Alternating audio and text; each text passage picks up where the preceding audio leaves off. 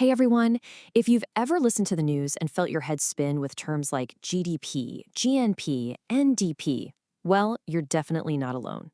It's like a whole alphabet soup of economic jargon. But today, we're going to crack that code together.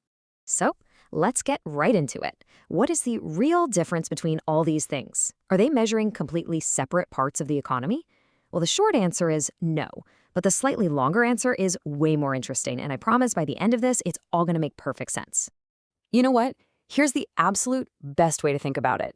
Imagine you have just one single snapshot of a country's economy.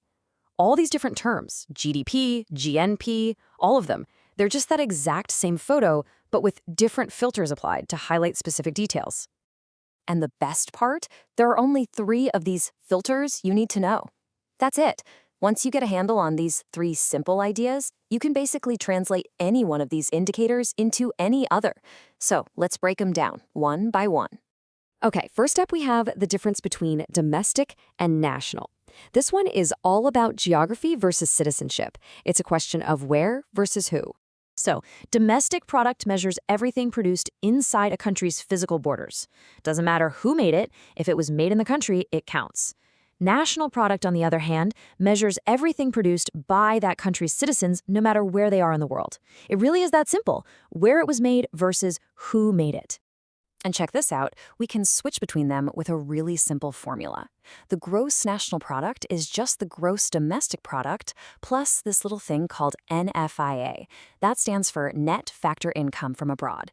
It's basically the money a country's citizens earn overseas minus the money that foreigners earn inside that country. For a country like India, for example, you would add the salary an Indian software engineer earns working in Silicon Valley. But then you'd subtract the profits that a foreign car company makes from its factory in India, because that money's going back home. And because of all that foreign investment, India's NFIA is usually a negative number. All right, on to filter number 2. This is the difference between gross and net. And this one's all about something we see every day. Things getting old. Wear and tear. Just think about it. When we make stuff, the machines, the factories, the equipment we used, it all gets a little older, a little less valuable. Gross value is kind of like the big, flashy number that ignores all that. But net value? That's the more realistic figure. It's what's left over after you account for the value lost to all that wear and tear. Now, the official economic term for this is depreciation. Sometimes you'll hear it called the consumption of fixed capital, which sounds fancy, but it means the same thing. And to get from gross to net, you just subtract the depreciation. So the net domestic product, or NDP, is simply the GDP minus depreciation. It's as easy as that. Let me give you a quick example. Let's say a factory makes goods worth 100 crore in 1 year.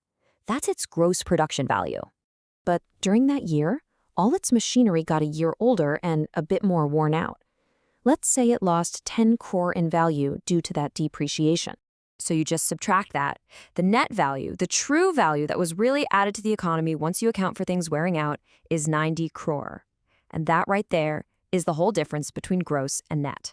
And that brings us to our third and final filter. This one's all about the price of things. The difference between the price tag you see in a store and the money a producer actually receives. And as you might guess, this is where the government steps in. So the market price is what you actually pay at the counter. It has all the indirect taxes like GST baked right in. The factor cost, on the other hand, is what the producer gets to put in their pocket. It's the market price, but with those taxes stripped out and any government subsidies added in.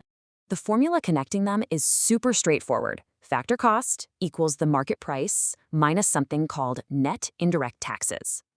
And net indirect taxes is just a simple way of saying you take all the indirect taxes the government adds and subtract any subsidies the government gives. Let's make this real with a pack of biscuits. Okay, so the cost for the factory to actually produce it, the factor cost, is 8 rupees. Then the government adds on an indirect tax of 3 rupees. But maybe to help keep prices down, it also gives a subsidy of 1 rupee. You do the math, and the final market price you pay at the store comes out to 10 rupees. Okay, so we've covered our 3 filters: domestic versus national, gross versus net, and market price versus factor cost. Now for the really cool part. Let's put all of this together and see how you can walk from one metric to any other. Here's the whole journey right here. We start with the one we hear about most often, GDP at market price. First, we subtract depreciation to turn gross into net. That gives us NDP at market price. Next, we add our net factor income from abroad to turn domestic into national. Now we're at NNP at market price. And for the final step, we subtract the net indirect taxes to get from market price to factor cost, and voila, NNP at factor cost. This is what economists are talking about when they say national income. So, you see, these aren't a bunch of confusing, separate ideas at all. They're all just different stops on the very same economic map. Each one just gives you a slightly different angle on what's really going on. But so what? Why do we even bother with all these different measurements? Why does any of this nuance actually matter in the real world?